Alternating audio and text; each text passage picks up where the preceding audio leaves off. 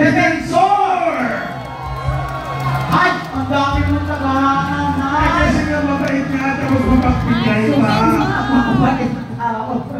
Hindi. Magandang hapon po sa inyong lahat. Maraming salamat sa Carmen sa inyong pagpapakilala. Bago po ako magsalita, nais ko lang pong kilalanin ang ating kasama, anak ng ating magiting na senador. Isa rin po sa pinakamagaling na kongresista sa mababang kapulungan, Congressman Pau Marcoleta.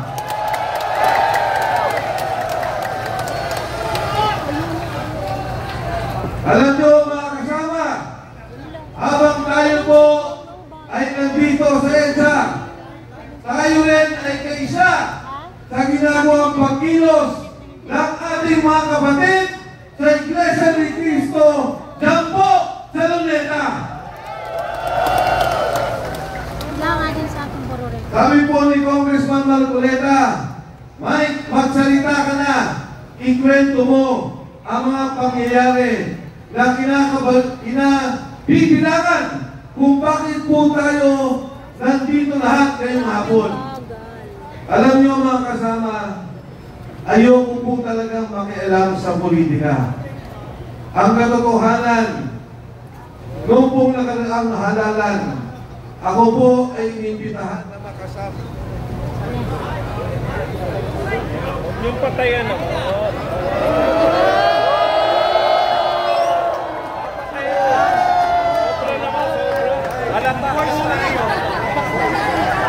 Halata naman! Huwag na palata! Ang daming mic! Nasaan na yung mga mic? Defensor! Defensor! Defensor!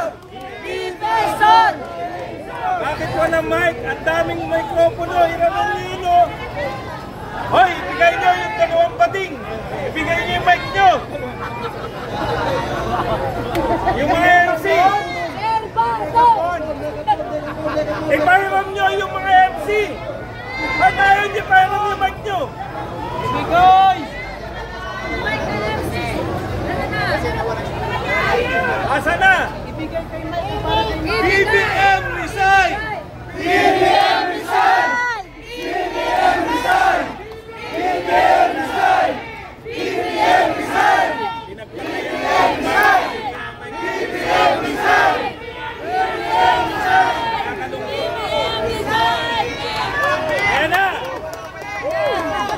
Sa wakas! Hello, hello, ayan na. Ayan o!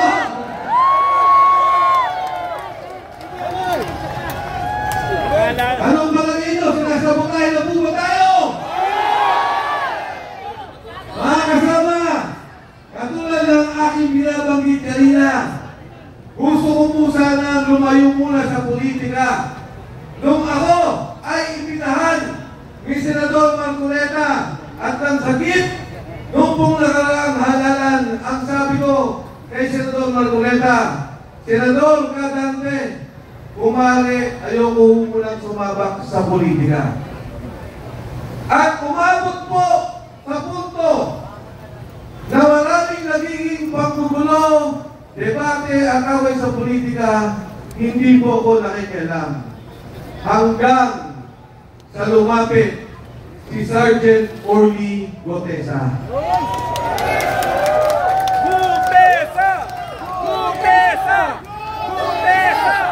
Gutesa! Gutesa! Si Sergeant Orly Gotesa po, lumapit sa akin, ang sabi, dahil nung panahon na yun, chairman ng Blue Ribbon Committee, si Senator Dante Marcoleta. Ang sabi niya, Kong, sabi niya, ito po ang mga nangyayari. Nag-deliver po kami ng pera. Dito, sa may Valle Verde, dumarating ang bilyong-bilyong pera. Nilalagay po namin sa maleta at dinideliver namin doon po kay Speaker Martin Romualdez. Marami po siyang kinento, pati yung Department of Health Pinapakialaman ang pondo, ang mga kontrata, ang mga gamot, ang tulong sa mahihirap. Meron pang kinuwento si Sergeant Gutesa, sabi niya, Sir, ang dami po namin pera, pinamimigay sa media.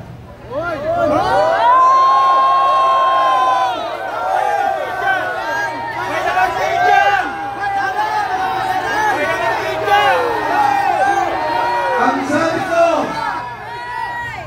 Sergeant Gutesa, mas maganda na ikwento mo yan kay Senador Marcoleta. Mas magandang siya ang makadinig dahil siya naman ang taga-pamahala, ang pinuno ng Blue Ribbon Committee. Kaya po nakita kami. Sabi ko kay Senador Marcoleta, Kadante, pakinggan mo lang. Sabi niya, Mike, totoo ba yan? Yang bang tao niya kilala mo? Sabi ko, pakinggan mo. Tingin mo kung ano sasabihin niya at magugulat ka. Nakita po kami, ikwento ni Sergeant Gutesa kung ano yung ginagawa nila na bigayan ng pera. Ang katunayan mo, ngayon ko lang nalaman na yung isang maleta pala kaya maglaman ng 48 million pesos.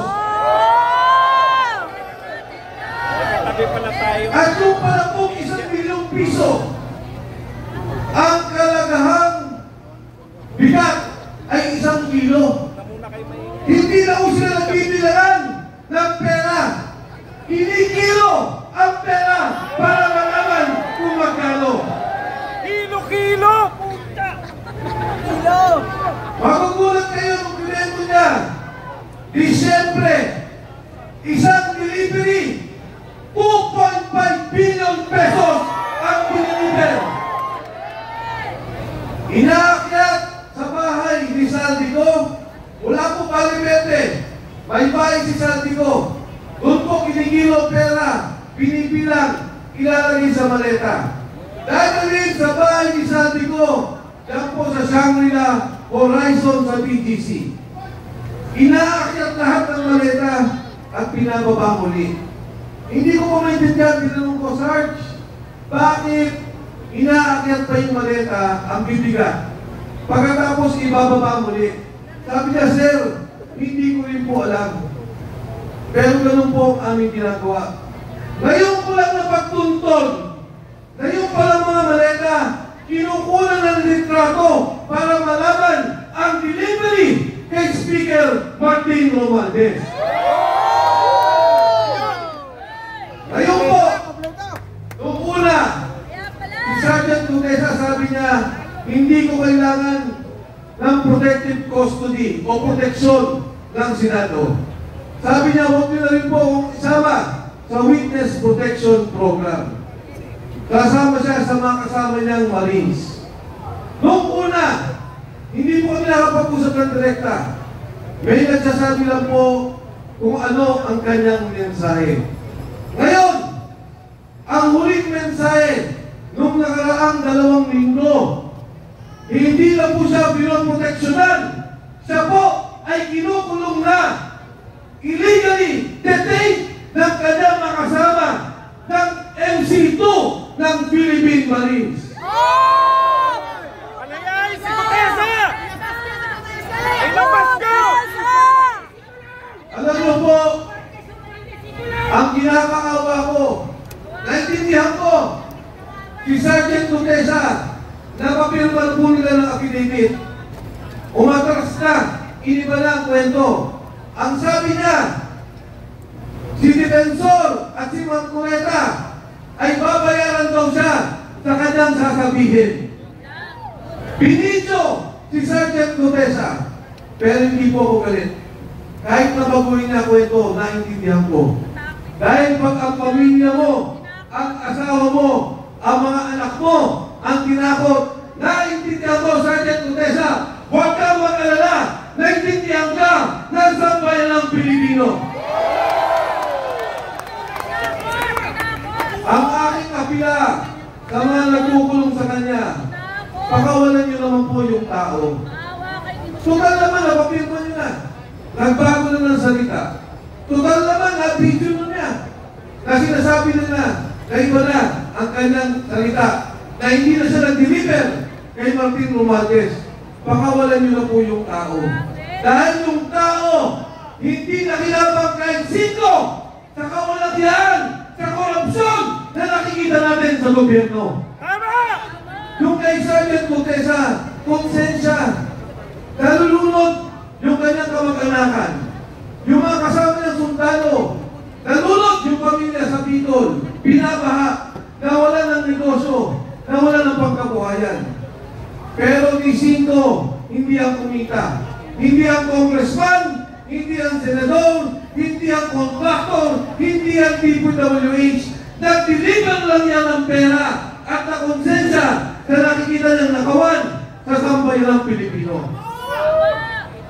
Mga kasama, kahapon lang, yung pamilya niya, inilipat na namin ang bahay dahil binabantayan din. Bakit?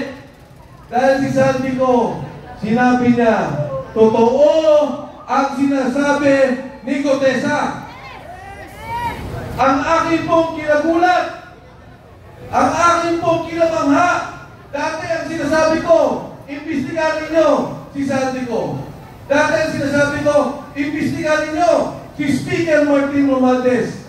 Ngayon ko lang narinig yung sinabi ni Saldico na ang pera, dinadala nila ang mali-mali ang pera kay President Bongbong BBM Marcos.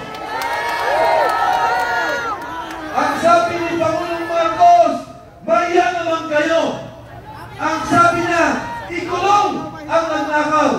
Ang hamon ko sa kanya, President BBM Marcos, ikaw ang mastermind. Ikaw ang dapat mahiya. Ikaw ang dapat ikulong ng sambayanang Pilipino.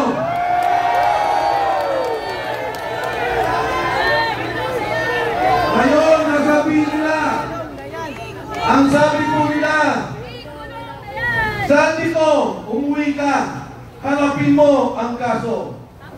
Ngayon, ang sabi nila, may kaso na si Saldico.